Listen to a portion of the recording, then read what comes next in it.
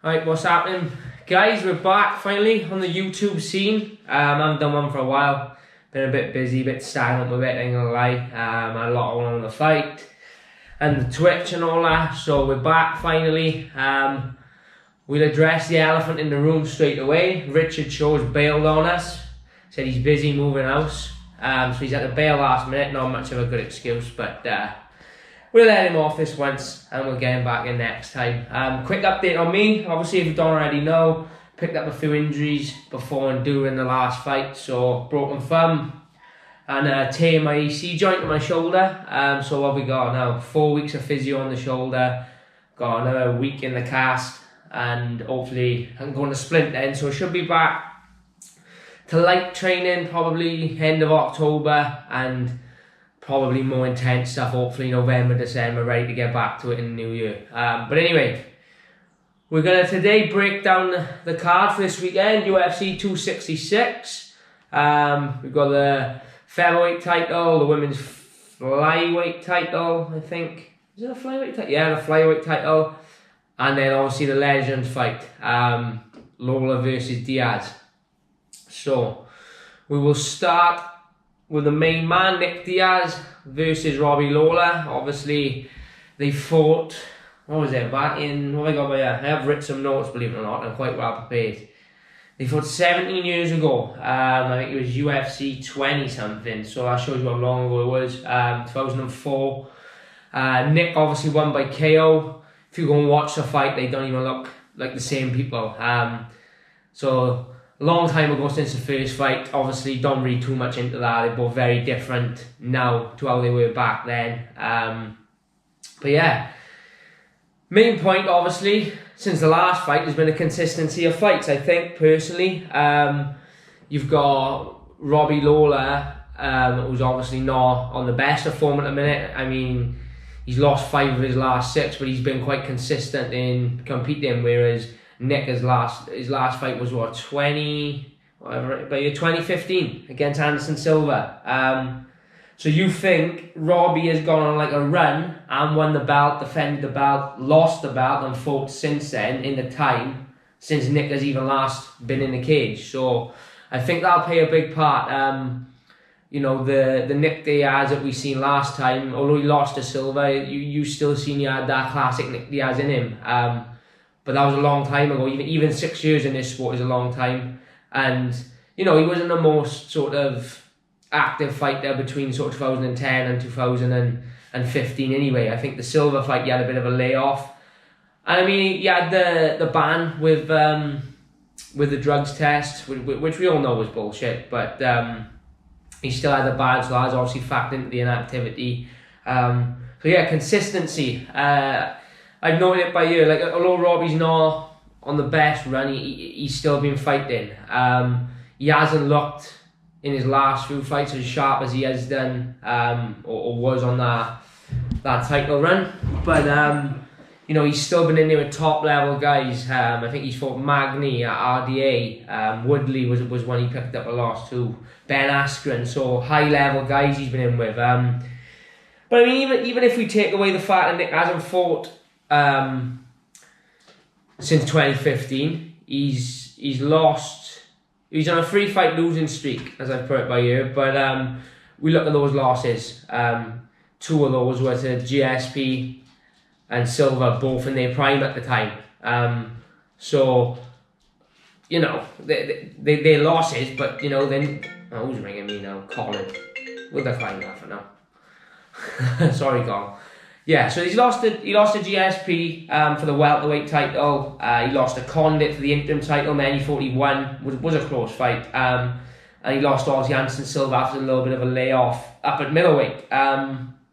So, look, that just shows the type of people Nick Diaz is used to fighting. Now, the fact that you've got 2 guys who are a little bit probably past it in terms of their prime maybe makes the fight a little bit closer than it would be if Nick was to come in after 5 years off and fight someone, you know, who's on a good run of form. You know, there was talk of him fighting Kamzat and all that, and I think that would have been the right move to make. So good matchmaking, I think, from the UFC in terms of getting him in with someone who you know, Robbie Lawler is very well known. Obviously, we've got a history with a rematch, but at the same time, you know, it's a fight that on paper is winnable. Robbie's not on the best run of form. Neither is Nick, obviously, with a layoff, but it's a fight for both of them to win. And you know what Nick Diaz is like. If he wins, we may not see him come back. We may see him want to push the fight again. But if Robbie Lawler wins, that's a big name for him to strike on the list. Even though Nick hasn't fought for such a while, he still carries that name, especially with how big a superstar Nick was and how big a star Nate is now.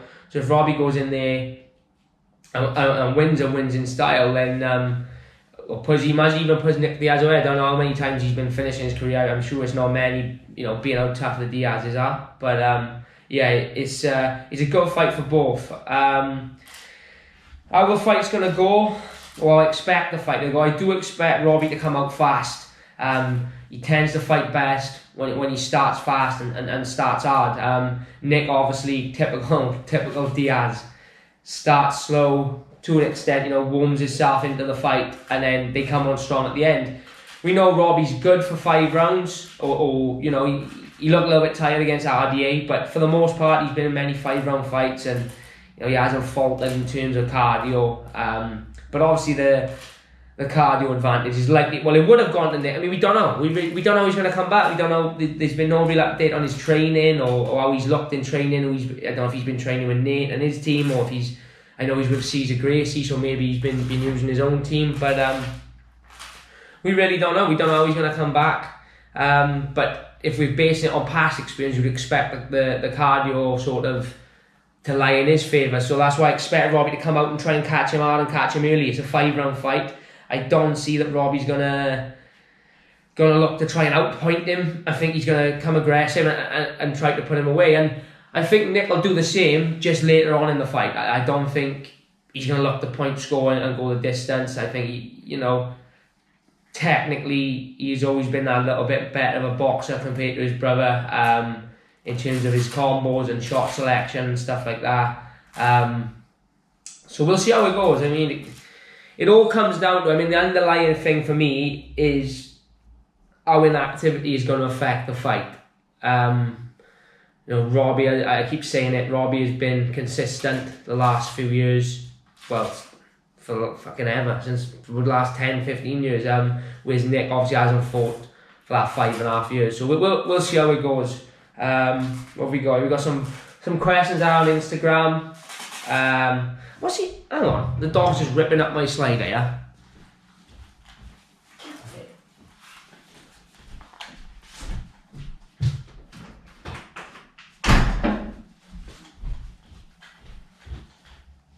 Sorry about that, guys.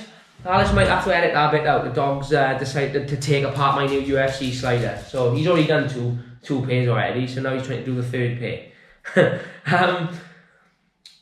Right, who in Wales? Will the layoff affect Nick? Like we just said, I think it's going to affect him to some extent, whether that be, you know, in terms of ring rest, in terms of sharpness, you know, it's all well and good sparring in the gym. I don't think he's been the most consistent in terms of training over the last few years. Only probably the last 12 months is where he really started training. So yeah, I think the consistency and the layoff of activity in the cage is going to affect him. Whether that be like, whether it's going to have an effect on the ultimate outcome, or whether it just means it's going to take him a round or two to find his feet and get used to that fight and feeling again. But I think it's definitely going to play a factor in terms of whether that be the result or just how long it takes Nick to get in the fight. What else we got? Oh yeah, we didn't mention this. So Callum Lucas is saying, do we think the middleweight changes the dynamic of the Lawler and Diaz fight? I don't think it changes it in terms of you know, size. I don't think Nick wants to go to middleweight because he's too big for welterweight. I think it's a case of he can't be bothered to cut the weight, which is a little bit unfair, because I seen Robbie do an interview yesterday and say he's light and everything, so it is a bit shit for Robbie. But the only, like, and I'm a massive Diaz fan, as everyone knows, but the only worry that gives me, if he wants to fight to be at middleweight, is, you know, how serious has he took the training, perhaps? Is it a case of he doesn't want to cut the weight because he's feeling the effects of the weight cut already? I know that they're not usually massive weight cutters at 170. I know Nick's a little bit bigger than Nate, of course, but Yeah, it's a little bit suspicious now, and especially like this late on in the camp. I get it, maybe 4 or 5 weeks out, but at this stage, like on the Tuesday of fight week, or Wednesday of fight week, to want to change it to middleweight, I don't know. It seemed a little bit not dodgy, but it makes me question how serious or how much has he actually trained in terms of getting the weight down and getting in shape. What else has we got? Crazy Horse MMA. Dickie showing his prime against Nick. What would be the outcome? I think in the cage Nick takes it. Horse. I think on the street, as good as the Diaz's are on the street, you gotta go with Dickie on that one. The big right up from L lands, puts him out, and that would be the end of that one. With Diaz and Lawler returning, who is another older fighter you'd love to see return? That is Chris Evans at 91. I don't know. The problem with MMA is a lot of fighters not around a lot later than they should. In terms of they don't know when to retire. They tend up picking up too many losses, and it's not so much a case of you want to see someone return. It's a case of you want to see him retire. The one that sticks out to me, and he's not really an older guy, but he's obviously GSP. There was talk of him fighting Khabib. There was even talk of boxing Deloy. I wouldn't even mind, even if we get to see him in the boxing ring. I just love to see GSP back competing. I know he's one of those guys who lives the life, even though he's retired now. So I think he could still come back. I'm not saying he could beat Usman or Khabib, but he could still come back and hang, whether it be in the UFC, Bellator, one, or whether it's like the Triller boxing matches in some of these legend fights like we're seeing on the weekend. So the obvious one for me that springs to mind would be GSP. And finally, I've got loads of people asking for a prediction. So out of pure fanboyism and loyalty to being such a fan of the Diaz brothers, we're going to go Big Nick takes a win by a late TKO. Let's go round 5. Right, on to the next fight. So this one ain't going to be as long as a breakdown, to be honest. It's Schevchenko against Murphy. And let's be honest, right? Let's just... and no disrespect to Murphy at all. She's a great fighter. But I think, as per usual, it comes down to whether the opponent has got any real chance against Schevchenko. I think she's that dominant and that good technically that I think a lot of times the opponent's almost beat before they get in there. Just how good she's in every area, like the last fight against Andrade, the performance there, the fact she could have outstruck her probably if she wanted, but just took her down and dominated her. It just tells you everything you need to know about how well-rounded she is. It's hard to see anyone in that division, to be honest, causing any type of problem anytime soon. It's not to say that someone couldn't come through in a year or two's time, but it is tough to see. I think there's a big gap in skill set. I think Lauren Murphy's BJJ is decent. I think it's good, it's good enough to cause the majority of the division problems, and she's tough, very tough. But I don't think she's going to look to strike. I've been watching the countdowns, the embedded. She seems to be focusing a lot on a lot of volume, a lot of pressure, and a lot of groundwork. So I think she knows her best route of victory is going to be to win. I don't think anyone in the division is going to stand in front of Schevchenko and hope for a successful night, to be honest. We've seen her sort of dominate the last fight, Schevchenko, in every area. And even on the ground, I know she's not so much known for her jiu-jitsu and her wrestling, but to just take Andrade down so easily and dominate her, it was quite scary to watch, to be honest. So, yeah, key for victory for Murphy, in my opinion, is, you can't let this be a technical fight. Anyone who tries to out-technique, per se, Schevchenko, you're going to struggle. I mean, striking's elite, wrestling's elite, grappling's elite. She's got to make it gritty. She's got to get in her face. Almost make it a dirty fight, and I don't mean foul and all that, but she's got to make it gritty and make it a bit of a dog fight early on. She's got to push the pace and not let Schevchenko sort of get in that rhythm of being, we see her at range, she's just so comfortable, she sets everything up, she lays these traps, and that's when she ends up with those highlight reel finishes. When she's in the clinch, she doesn't waste anything, she's effortlessly taking people down and nailing them on the ground. So you know, Murphy's just got to make it dirty and almost throw caution to the wind a little bit. There's no point staying on the outside waiting to be caught of a shot or waiting to be outpointed or outclassed for 5 rounds. If I was a coach, I'd be saying get in there, you know, get in her face, take it to her early on, and let's see how it goes. Schevchenko, obviously, her key to victory is just do what she does, you know, keep it at range for a striking. But don't be surprised to see her even look for the takedown and dominate there because of how dominant she was in her last fight. I mean, a lot of the fan questions on this one were the same, to be fair. Morgan Lennon, do you give anyone the chance against Valentina? Is she that good? Callum Lucas again. Could a lot of people saying could she retire as champion? And yeah, the reality of it is, I think that division is a very good division from like rank number 1 downwards. They're all very closely matched, but I think the champion in Schevchenko is that far ahead of the rest of them in terms of skill and mental capacity, in terms of fighting and fight IQ. I don't see anyone beating her in that way. I see the only way she loses is perhaps maybe if a Rose comes up and fights her, but then you've got the size factor, and whether Rose will want to jump up 10 pound, or if she goes up and fights Amanda. I mean, you could even argue she won, I can't remember if it was the first, I think it was the second fight against Amanda, you could argue she won that. So a lot of people see that one as 1-1, so maybe we'll see her go up and fight Amanda again. But I think she'll definitely retire as the flyweight champion. And I mean, it's going to come a time with the UFC, before long they're going to run out of challenges for her, and I mean, they're going to have to start, I don't know, looking elsewhere, letting her perhaps go into K1, Muay Thai perhaps, because there's only so long she can keep fighting like this and dominating people so effortlessly. Unless, of course, she goes up and fights the female GOAT, Amanda Nunes, then that's the one everyone wants to see. But as far as predictions go for this one, I know it was a short and sweet break. I don't want to waffle too much because you're probably getting bored of my voice. But this one, I'm going Valentina, early KO.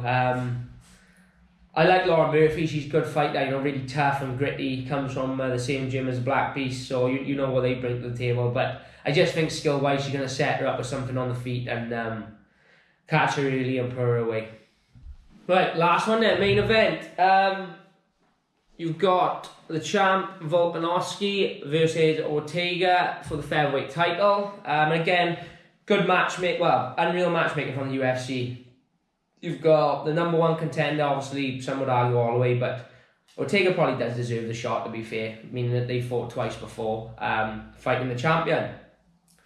And again, it's the case of the UFC of the best fighting the best, that you don't have the politics that you would have with boxing, I think. And that's why so many casual fans are jumping to the UFC, because, you know, you don't get the stuff with the mandatory challenger and the organisations, you know, you've got to defend certain belts by certain dates and all this and that, because everyone is sort of under one president and one organisation and one company. Then you always get the best fighting the best, and for all its faults of what people say, you always get those number 1 versus number 2 matchups. Stylistically, these two are very different, but I think they'll match up very closely. It'll be a real clash of styles. On the feet, Ortega, why do I keep calling him Ortega? What's that all about? Ortega. He probably has the slickness edge. You know, seen his last fight against Zombie, who's an elite striker, and he's landing kicks, flying knees, spinning elbows, sharp jabs, sharp low kicks. You know, his striking in his last fight looked so much improved compared to the Holloway fight. And at range, he looked like a world beater. And again, on the floor is the same. You know, he's not that grinding style. He's not going to come out and maul you like Khabib or you know, look the ground and pound like someone like me. He's really slick with his subs, you know. The only time we ever see him on the ground is when he's been taken down or pressured, and that's when you see him pulling out the triangles, the guillotines. You know, he can catch you from anywhere. He's so slick with his jiu-jitsu, and training with Renan Gracie full time, obviously that's gonna, you know, that's gonna slicken you up. Of course it is. You got the polar opposite pretty much of Volkanovski, who is technical, but he's more sort of the powerhouse. You know, this little machine who's just going to get your face and stick it on you. On the feet, you know, he's all down the pipe, in your face combos, looking to take your head off. You know, you're not going to see him with the spinning elbows and the flying knees, but what you're going to see with Volkanovski is big ups, big straight shots. And he's very similar in his wrestling, his ground, you know. Again, on the ground, you're not going to see him looking for all these submissions, but he's going to put you on your back, he's going to pin you, and he's going to fill you in pretty much. Heavy ground and pound, heavy top pressure. So it's a real clash of styles. And I think they'll neutralise each other a little bit, especially early on. Like for Ortega, I think he's going to look to keep the distance and then be active off his back. Obviously, you know, we've seen in the two Holloway fights, Volkanovski nailed a few takedowns on Holloway, so that guy's got an elite takedown defense. I mean, so don't be surprised to see him look for the takedown on Ortega. I don't think he's going to be scared of going to the ground of him. You know, so I expect Ortega to want to keep the distance, obviously avoid that takedown, and if he does get taken down, I think his submission threat is going to be his biggest weapon in terms of stopping Volkanovski, grinding him out on the floor and dropping those bombs. You can't be lazy with someone like Ortega. You can't afford to give him an inch of space, you know, especially off his back. We've seen him throw up triangles. Even in the takedown, you shoot a sloppy shoot on him, he's gonna cinch in a guillotine. So he may snap you down, go to a dash choke. He can sub you from anyway. So, you know, if Volkanovski's gonna look to take down, I think he's got to do it with a lot of heavy pressure, a lot of forward pressure with the strikes, and mix it up big time. You know, he can't just be shooting recklessly. Not that he does, but you know, he's got to look to mix those striking. Mix the takedown in with the striking. He's got to look to nail it when it's there and be fast with it with the execution. I don't think he can maybe grind him against the cage and slowly work him down, because that's when you'll see Ortega start setting him up for stuff. I've got another thing I've got written here as well is we've seen both of them use leg kicks in their last fight. You know, sorry, not the second fight with Max, but the first fight with Max, you've seen Volkanovski chop low early on, and you've seen Ortega use that inside kick on Zombie a lot as well. So it'll be interesting to see how they who has the better in exchange of the leg kick, especially with the calf kicks now being such a big weapon that can shut someone down. And I know Ortega's been working a lot on Muay Thai, so I wouldn't be surprised to see if he tries to slow Volkanovski down, but by chopping him low to stop the forward press. The only problem you've got there is if you throw a lazy leg kick, you're going to be open to getting double leg to a takedown. So I mean, we'll see how it goes. I think Volkanovski's going to try and apply the pressure and use heavy combos on the feet. We've seen against Zombie, when Zombie was throwing the single shots, that's when we've seen Ortega countering with the spinning elbows and the slickness. I think Volkanovski's probably got a little bit better fight IQ in terms of he knows that Ortega's going to look to counter. So expect him to go in like phases of 2s and 3s, and what that means is, you know, the first phase or the first punch or the first combo is almost not wasted, but it's almost thrown for the sake of it to try and draw that count out of Ortega, and that's when he'll go with his second, third phase then to obviously either land the big shots or nail the takedown. But obviously when he does nail that takedown, if he does nail the takedown, he's got to avoid those submissions. You know, if he sits heavy and ground and pound, he may shut the jiu-jitsu down, but if he starts getting loose and lazy and looking to pass and posture, that's when Ortega can start setting him up, I think. I think the jiu-jitsu, we don't see it so much these days, I don't think. It's more so a battle of wrestling and striking in a lot of the high-level championship fights. But on this one, I think the jiu-jitsu is going to be a big factor. And obviously, Volk is going to be able to grapple, of course he is. But Ortega is you know, he's one of those guys like your Damian Myers and your Kron Gracie. Right, they've got the accolades. But I think in terms of MMA jiu-jitsu, Ortega's right up there in being able to cinch you in with a sub. He's so dangerous. From any position on the ground, that is going to be one of those nail biters anytime it hits the ground. So we'll see. We'll be interested to see how Volkanovski approaches it, whether he's going to look for the takedown or whether he's just going to try and keep it on the feet and sort of avoid the ground. I've got a couple of questions on that one as well. Where's it to? I had a couple of late ones coming, so I haven't had a chance to type them out. But FFS 0807, that's a good name. I like that one. Do you think the floor is lava for Volkanovski on Saturday? I don't think it's lava in terms of, I don't think he'd be afraid to go to the floor, but I think we'll see him a lot more reserved with his ground and pound, with his positioning against Ortega than we have seen him against people in the past. You know, in the past we've seen him posture, drop heavy shots. I think this one, he's going to have to be a little bit more reserved with Ortega in terms of, not giving him them opens. But I don't think he'll be afraid to go for the takedown, if I'm honest. Someone like Volkanovski, who's such a powerhouse, and his natural sort of reaction in the fight is going to be look for that takedown. Or not natural reaction, but his natural fight IQ, his natural awareness, his natural instinct is going to be, if the takedown's it, to take it. Much like myself, I go into fights thinking, let's keep it on the feet, and then if a takedown presents itself, you end up taking it. So I think you won't be afraid to take it if it's there, but I think you'll see him a lot more reserved on the ground than what we usually see him. What have I got here? Actually, I've got two good ones here. Casey Hunt, do you think a violent finish comes in the main event? I don't know. I think it's going to be more of a chess match. I think he'll get heated in exchanges on the feet. I think they'll really throw down. But I think it'll be very similar to the Holloway fights with Volkanovski, where we see a chess match play out. There's not one of them fights where you can take too much of a risk to get that finish, because you may leave yourself exposed. And the same for Ortega. I mean, if he goes out all guns blazing, trying to nail a submission, and he ends up giving up a bad position, last thing you want is a guy like Volkanovski in full mount or on your back. So I think it's going to be more of a chess match than sort of a quick, explosive or nasty finish. But I think we'll see him dog it out in stages, because if anyone watched Tough, I didn't watch all of it, but from the bits I did watch and the highlights, you can see they really don't like each other. So there'll definitely be a few heated exchanges, I think. Do I think Volkanovski is overlooking Ortega and the possibility of losing his title? No, I don't think he's overlooking him. He knows how dangerous he is, but I think what Volkanovski takes is a lot of confidence in his wins over Holloway and how he performed there. To beat someone like Max twice, albeit they were close fights, and then he thought he lost the first one, to even have the successes he had in the rounds against Max when he's dominated. Look what he did to Ortega, look what he just did to Keita. So when you have that type of success against someone at that level, then you factor in, obviously, he's knocked out Chad Mendes, he's stuck it on Aldo. So he's been in there with the best the division has got. So I don't think he's overlooking him. I just think he's very confident in his skill set and his ability to go out there like I seen him say this week, he's not going to let you get into your own game and get your game going. He's going to enforce his will on you, and I think that's just where he gets his confidence from, his ability to just enforce himself on his opponents.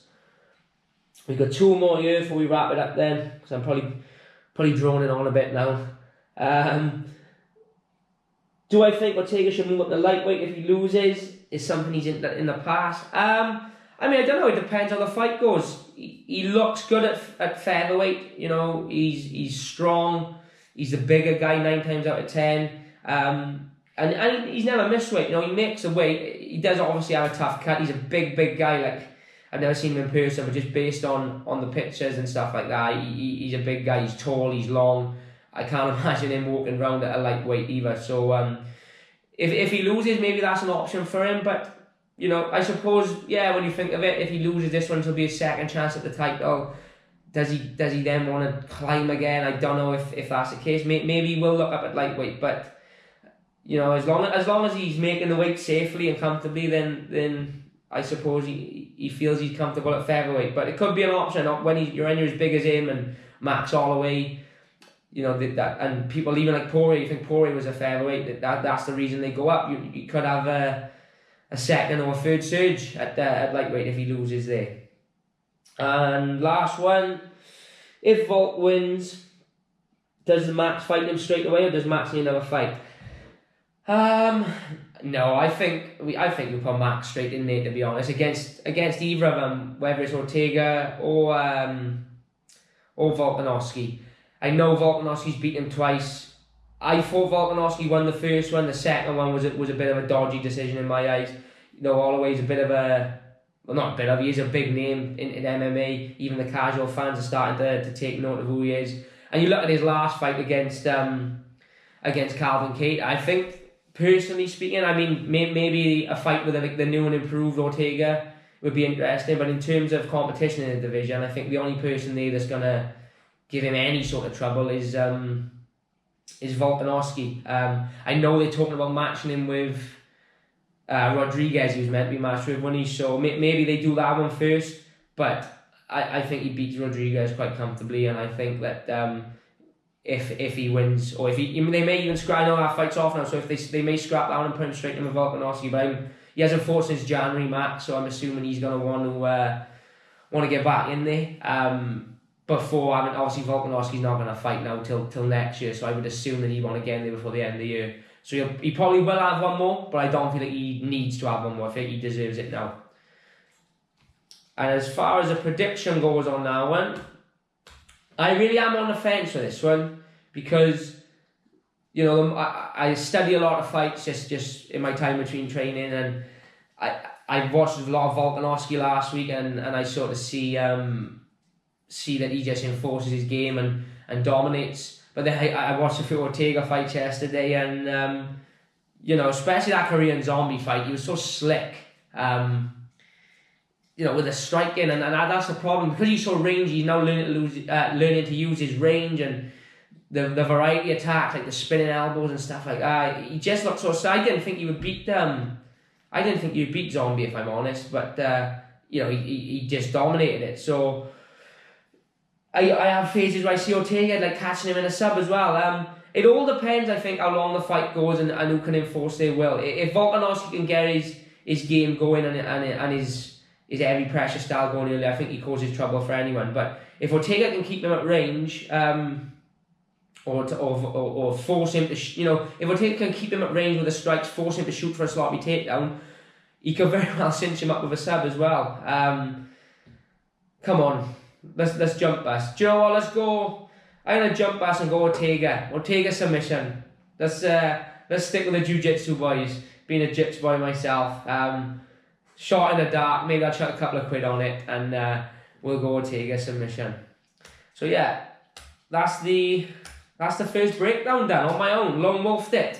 So hopefully I didn't waffle too much and you enjoyed it.